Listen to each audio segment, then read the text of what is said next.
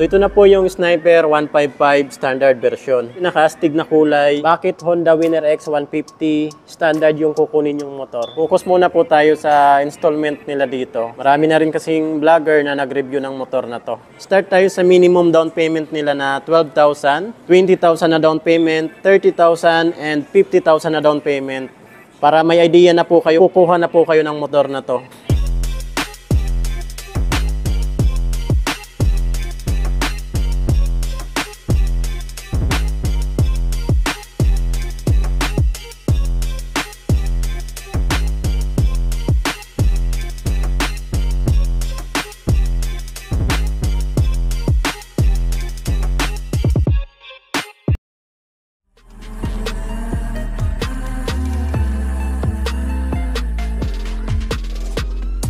What's up mga idol? Chris Ride Motovlog nga po pala. For today's, nandito ngayon tayo sa DES, Duwixam Incorporated, Lagao Branch, General Santos City. Yung Sniper 155 standard version.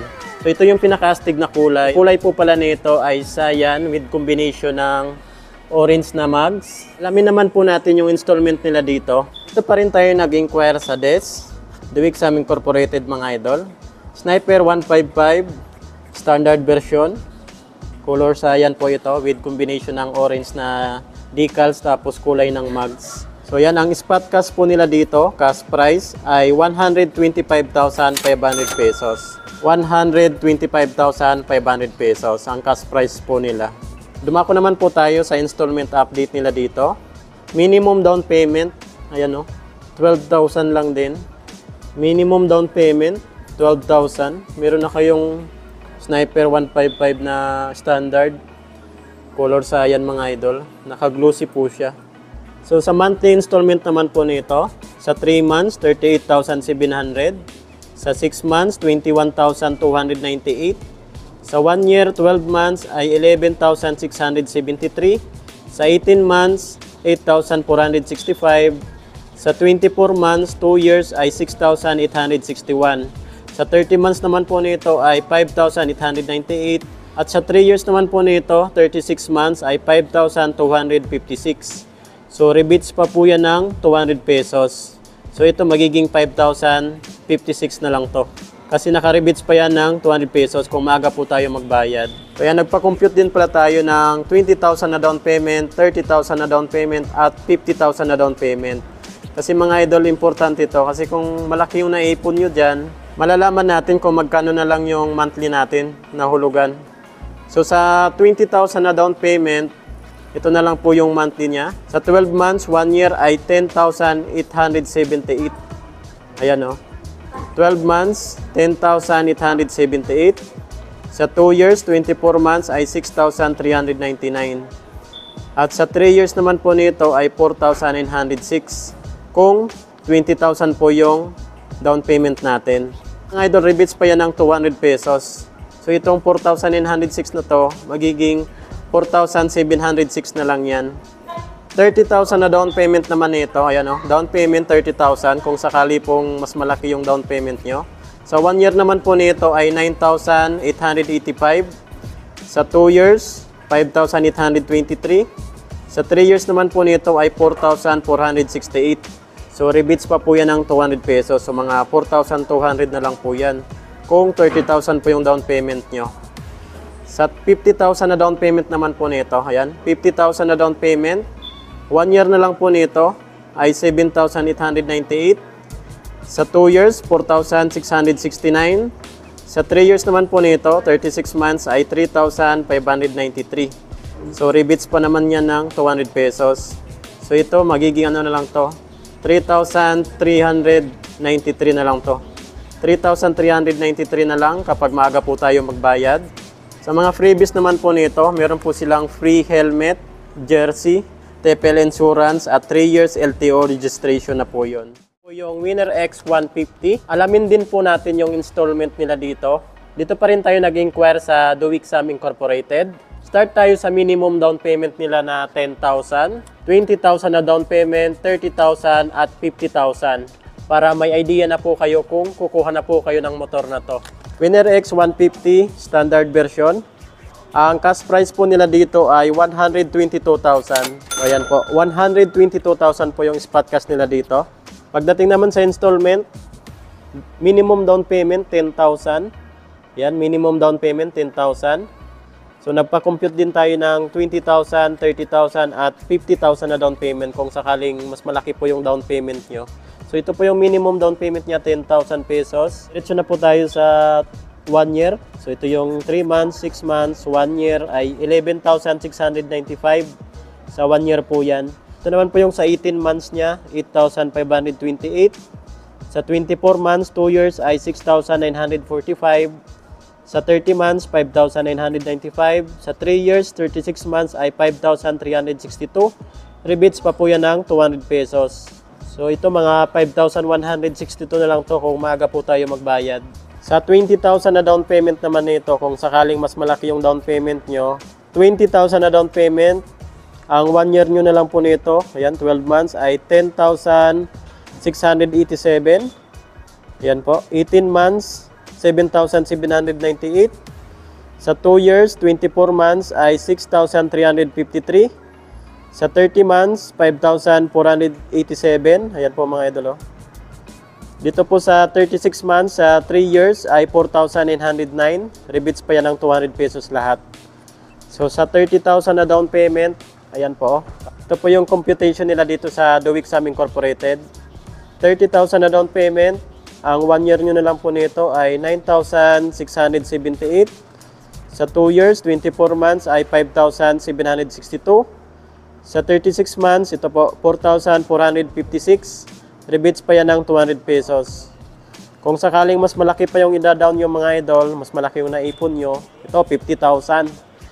Ang 50,000 nyo sa 1 year nito ay 7,662.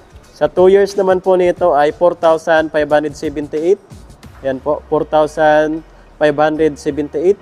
Sa 3 years, 36 months, ito po, 36 months, sa 50,000 ay 3,551. So, rebates pa yan ng 200 pesos mga idol. So, ito mga 3,351 na lang to kapag maaga po tayo magbayad. Kasi may rebates pa man na 200 pesos. Dito kasi sa provincial, mga freebies nito, marami po silang freebies. Free helmet, jersey, TPL insurance, at 3 years LTO registration. So, free na po ang registration dito sa kanila. 3 years po yan mga idol.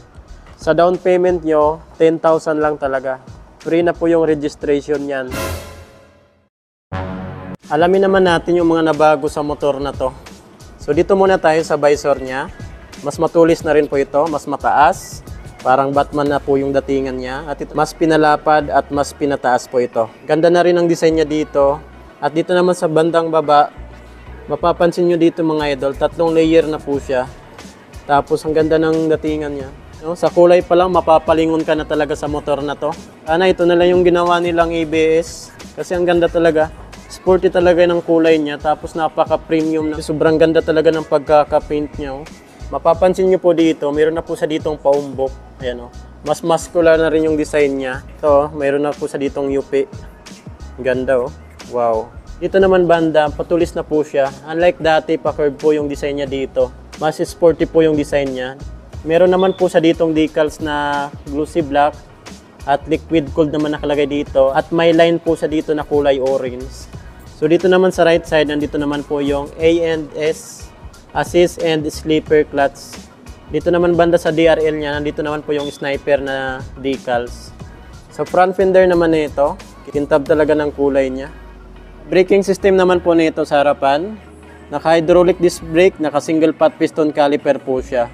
Yung mags nito mga idol, naka-kulay orange na siya. Ganda talaga ng pormahan nito. Ayan, sa likod din. Panalo talaga yung kulay nito. Napaka-glossy. Napaka-premium. Sa taillight saka brake light nito, same lang din mga idol. Walang nabago dito.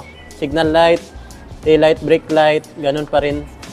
Sa gulong naman nito sa likuran, ganun pa rin po yung size nito. 120 by 70, 17 inches yung laki ng mags na. Ito yung kulay ng mags nito, orange din. Tapos yung kulay naman ng disc brake niya, kulay ano siya, gold. Ayan, nakalagay naman nito yung brand niya, Nissan. Sa muffler nito, ganun pa rin. Brusco pa rin yung muffler nito. Napaka-safety nito kasi ang taas ng heat guard niya. Ito, plastic po siya. Wala nga po pala itong kickstart. Wala po itong kickstart. At yung brake pedal naman nito, yun pa rin yung bilog yung design. Classic pa rin siya. Ito naman po tayo sa handlebar nito. Mapapansin nyo po dito, itong visor niya patulis na po siya. Mas nakaangat na po siya mga idol. May nakalagay naman po siya dito 155 tapos BBA. Dito naman sa bandang baba, same pa rin. Sa standard version, naka-disusi pa rin yan mga idol. And then wala sa ditong power outlet. Yan. Sa mga button naman nito, same pa rin doon sa naunang 155 na sniper. Same pa rin yan siya. Bakit Sniper 155 standard version ang kukunin nating motor? Itong kulay cyan na napakaganda, napaka-sporty ng looks. Yung decals, yung kulay, talagang perfect sa mga motorcycle enthusiasts. Mga Yamaha lover dyan, okay na okay po itong sniper natin dyan. Sniper 155, standard version, color cyan, combination ng orange din na kulay ng mags at yung decals dito. Yan lang naman po yung nabago dito, yung na-update sa kanya. Yung dito, mas brusko, mas matulis dito. 3 layer na yung dito banda at mas maganda na rin yung mga design niya dito. Yung visor na ito, may butas na po siya dito at patulis na po siya dito, parang Batman. So yun lang po yung mga na-update sa kanya dito. Kulay, decals at yung mga niya dito, shape niya dito. Ito po yung Winner X 150. Pagdating po dito sa looks niya, ito po yung pinaka-muscular, sporty underbone para sa akin. 150cc underbone. Ang lupit po talaga ng datingan nito. Ang angas ng head nito mga idol. Ayan po. Meron po sa ditong butas na parang Optimus Prime. Ito po yung visor niya, naka dark smoke. Combination ng glossy plastic at dito naman yung matte black. So dito po napakatulis niya. May mga 40 pa siya dito. So ito naman yung daytime running lights niya. Meron pa sa ditong kilay-kilay mga idol. So dito naman matte black. Dito naman nakalagay yung Honda na sticker. Ang kulay po pala nito, glossy red, combination ng glossy black naman dito sa side niya. Wala na po kayo dito makikita ang halogen bulb. Mapa headlight, daytime running lights, lahat po ito naka-LED na. Ito naman po yung signal light niya mga idol. Naka-usli po siya dito sa bandang baba. Pero maganda po dito, naka-LED na rin po ito. Grabe ang angas talaga ng datingan niya.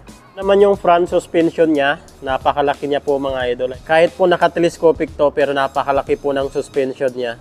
Pagdating naman sa front fender, in matte black naman dito, medyo ay kahabaan din yung back fender niya dito. Na rin ang pagkakadesign mga idol. Tapos napakahaba dito. Ito po ay standard version, so hindi po ito naka-ABS.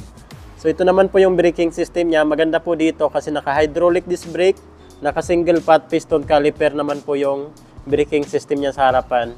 So ito naman po yung design ng gulong niya sa harapan. Naka-street tire and then naka-tubeless na rin po ito. So ang size naman po ng gulong niya dito sa harapan ay 90 by 80. 17 inches naman po yung laki ng mags niya. Kulay naman po nito ay matte black. Pagdating naman po sa makina nito, 150cc, naka 4-stroke, 4 valve, dual overhead cam at ang cooling system po nito mga idol ay liquid cooled. Napakaganda kasi liquid cooled na po ito. So hindi talaga mag-overheat yung makina natin. So naka 6-speed rin po ito and then naka assist and slipper clutch. So napaka-smooth po nito i-downshift. So ito naman yung makikita natin dito sa side niya. Kulay po pala nito ay glossy black, combination ng decals na kulay red. Kulay red naman itong parang bilipan niya dito. Dito naman Winner X nung nakalagay dito. Meron sa dito malaking butas para sa aerodynamics, labasan ng hangin mga idol. Dating naman po sa tail light saka brake light na ito, mapapansin nyo po pag tiningnan natin sa side, grabe napakatulis po talaga. Tapos ito naman po yung grab bar niya. Magkahiwalay po siya. Parang sungay dito sa likod. Maganda po dito, naka-LED na rin po yung tail light saka brake light niya. So ito po yung design niya. Ito naman po yung signal light niya sa likuran. Parehas po sa Honda Click, naka-LED na rin po ito. Ito naman po yung back fender niya. Meron po siyang design dito. So dito po kasi yung ilaw ng ating plate number. Dito po nakalagay. Ito naman po yung back fender niya, napakalapad. Yan, napakalaki rin po ng space niya dito. So hindi talaga mag-aabot yung back fender dito sa pinakagulong niya dito sa likuran. Ito naman po yung brake pedal niya. Maganda po dito kasi manipis po siya. Ito naman po yung footrest niya. Natitiklop din po siya. Footrest ng ating back ride. Ito naman po yung muffler niya. Grabe, sobrang laki. Bagay na bagay talaga sa katawan niya. Saka hindi siya masyadong mahaba, maiksi lang po siya. Pagdating naman po sa braking system nito sa likuran, naka-hydraulic disc brake, naka-single pot piston caliper po yan. Ito naman po yung design ng disc niya, naka-wavy rin po yung design niya. Grabe, napakasolid din ng ano niya, ng swing arm. So ito naman po yung adjuster ng ating swing arm. Napakasolid na po mga idol. Parehas na po sa CBR 150R. Sa suspension naman po nito sa likuran, naka-monoshock po ito. Napaka-smooth po niyan. Ang size naman po ng gulong niya dito sa likuran ay 120 by 70. 17 inches din po yung laki ng mags niya. Naka-street tire, naka-tubeless po ito. Ito naman tayo sa handlebar niya. High beam, low beam na switch. At meron po sa dito ang passing light. Ayan pass light. Horn, tapos turn signal light. Sa right side naman po, nandito po yung electric start niya. So, wala na rin po pala itong kickstart. Ayan, wala na po sang kickstart. So, ito naman po yung instrument panel gauge niya. Maganda po dito kasi naka-fully digital na rin po ito. Napaka-detalyado na rin po ito. Parehas po sa CBR 150R, yung design niya. Naka-glossy black naman po siya dito. Dito naman po yung emblem ng Honda. Maganda dito sa Winner X 150 na standard kasi naka-keyless na po siya. Yan keyless na po yan. Tapos dito na rin po tayo nagbubukas ng ating upuan. Sa left side, pwede po kayo dito maglagay ng power outlet. Naka-ready naman po siya. Pwede kayo dito maglagay ng step grill. Lapad So kung magpapagas tayo, pindutin lang natin tong seat. Yan, buksan natin. Yun. So dito po yung gas tank niya. Meron din po sa dito, lagayan ng ating tools. Pwedeng lagayan ng basahan dito. Maganda po sa motor na to kasi kahit mabaha, okay na okay kasi nandito yung air filter niya. Proven and tested ko na yan doon sa Supra GTR ko. Kahit hanggang dito yung tubig, hanggang tuhod, okay na okay pa rin. Ganda rin ang design ng upuan niya. Dito, naka-matte black. Tapos dito, ang ganda ng pagkaka-design. Naka-two-tone po ito. Bakit Honda Winner X 150 standard yung kukunin yung motor? Mas mura po ito compare doon sa premium tapos sa racing version. Itong standard version ni Winner X. So napakalupit po ng pormahan niya kasi. Ayan, muscular, sporty, underbone para sa akin itong motor na to. Tapos itong mga headlight niya, tail light, brake light, lahat na po yan naka-LED. Sa braking system naman po, parehas po sila naka-hydraulic disc brake. Mapaharapan tapos sa likuran. Ayan, naka-hydraulic disc brake na po yan lahat. Maganda pa dyan yung makina po nito. Dual overhead cam, 4-stroke, 4-valve, 150cc, assist and sleeper clutch. So naka 6-speed po ito. Napakalupit po nito mga idol.